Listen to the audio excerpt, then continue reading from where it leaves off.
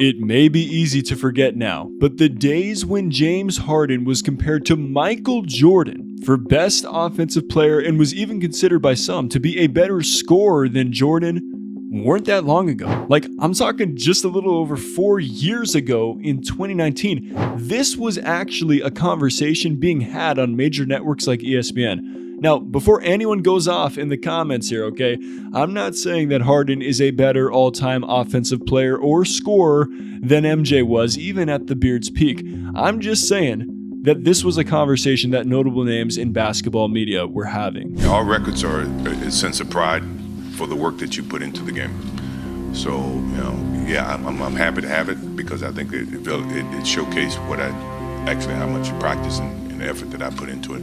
I think what you're seeing with James Harden is the same. He's not doing this off the whim. It's something that he's worked and he's perfected. But fast forward to the 2023-2024 season, and while there are glimpses of prime Houston Harden, specifically when the beard faces the Rockets, I've sat back and watched the early installments of this Clippers team trying to figure out the Big Four experiment, and been surprised at points as to why such a seemingly lethal homegrown LA Four of Kawhi Leonard, Paul George, Russell Westbrook, and James Harden haven't been able to click and fill up the bucket every night. But then it hit me.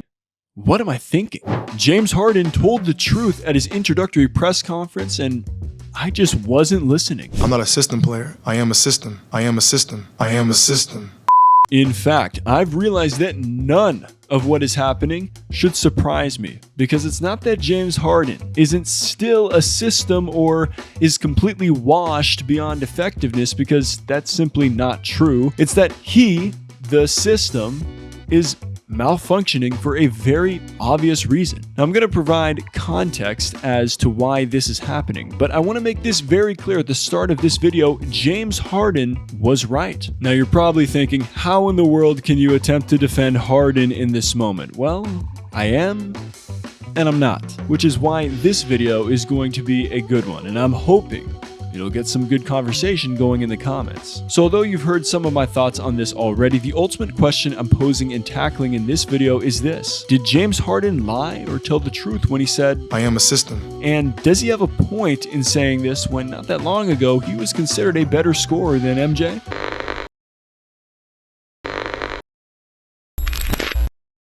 Alright, let's pause for a quick shout out to Rakuten, who is not sponsoring this video, by the way. They're just the #1 option for cashback with online shopping. I use Rakuten whether it's through the website or the app every time I shop online, and I have a link in the description down below. Now, I'm completely transparent. This is an affiliate link. I will get credit if you go to this link, but most importantly, you will get credit, because when you spend $30, you'll get $30 back, and whatever store that you're shopping at, depending on the cash back that they're giving right now, you'll get that percentage back as well. It's legit. I've used this for years. Think about it like this: support my channel through the link by buying whatever you want online. It's a pretty good deal, right? Let's get back to the video.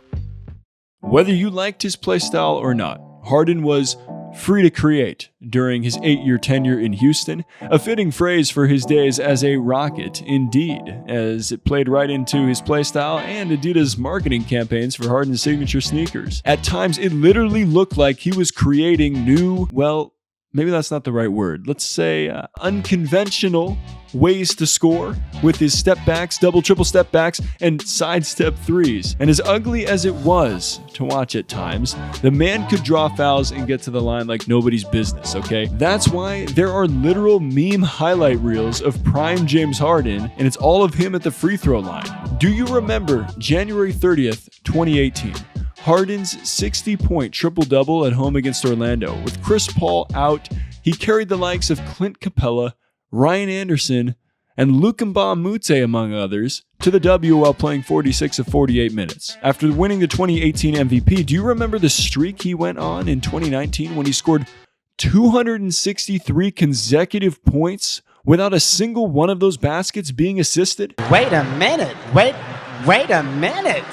Basically, the man scored 263 straight points on his own. No wonder why people were making the argument of him being a better scorer than Jordan following the season. Again, Stop it. I don't agree with it, but still, gotta consider it. Get some help. Anyway, if this isn't the definition of build the team around one guy, watch him cook, and get the heck out of the way, then I don't know what is. These were the days where Harden was the literal definition of a system.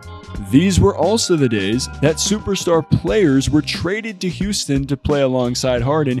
He was the system. He was the piece that the Rockets franchise wanted to build alongside. And y'all are the people I want to build this channel alongside. So if you are truly enjoying the content, I'm asking you to like this video, subscribe, and leave your feedback in the comments. Even going into the NBA bubble in the 2019-2020 season, James Harden was still dominant and considered a lock for top 10 in the league, if not top 5 overall. But then in the 2020-2021 season, something changed, and this is the part where I find it just about as hard to defend Harden as Wesley Johnson did when he got the moves and shimmy put on him like this. Wait a minute. Wait. Because in late 2020, James Harden put the quote-unquote fat suit on and, well, said peace out to Houston and GM Daryl Morey, who had established a team entirely around him. Literally, the whole thing. Harden was wooed by greener pastures just to start on a road of heartbreak and breakups every other year. It's like a hit breakup song featuring James Harden. Did you have to do this? This is where the system began to break down. And the reason is simple if you go back to the beginning. OKC didn't want to pay Harden big money for him to be a sixth man.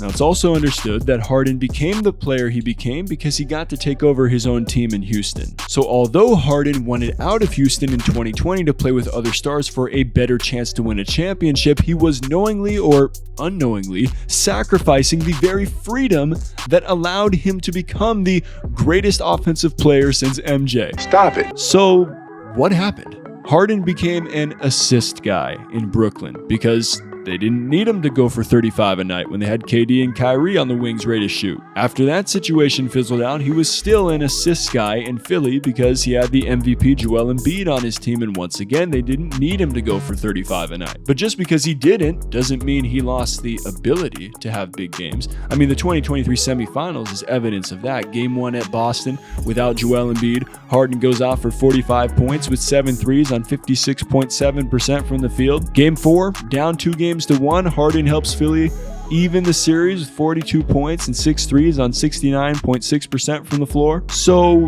yeah, if we could see the glimpses of Houston Harden in big playoff games, then you know Harden himself believed it was still possible to return to that form. And that's exactly what his initial plan was over free agency, to return to being the quote-unquote system back in H-Town this past summer.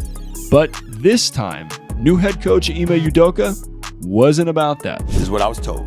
He actually talked himself out of a max deal because he went in there talking about how he wanted to return to being that scoring champion. And Ime Udoka and them were like, nah, we ain't trying to have that here. We building something a little bit different. Had he come in there and said the right things, They would have given the max contract. they would have gave him a max 4-year deal. Pause. Had he come in there and said the right things, Sound familiar? I'm not a system player. I am a system. I am a system. I am a system. Once a system, always a system. Has James Harden lost some explosiveness since his Houston days? Yes. Has he slowed down a bit? Sure. Is he still capable of being the offensive force he was in Houston?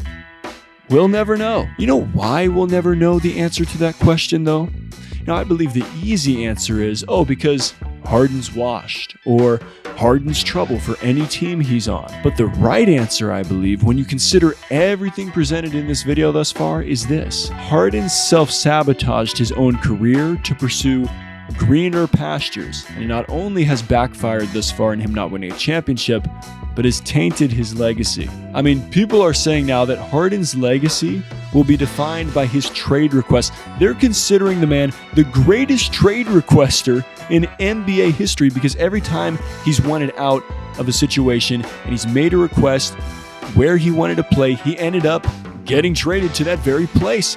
He got his wish literally every time. And if Harden would have stayed in Houston just 3 years ago and remained there to this day, he would still be the system. And I guarantee he would have turned in more productive basketball, barring injuries, of course. Now he's a system trying to play within a system of star players while still trying to be the system.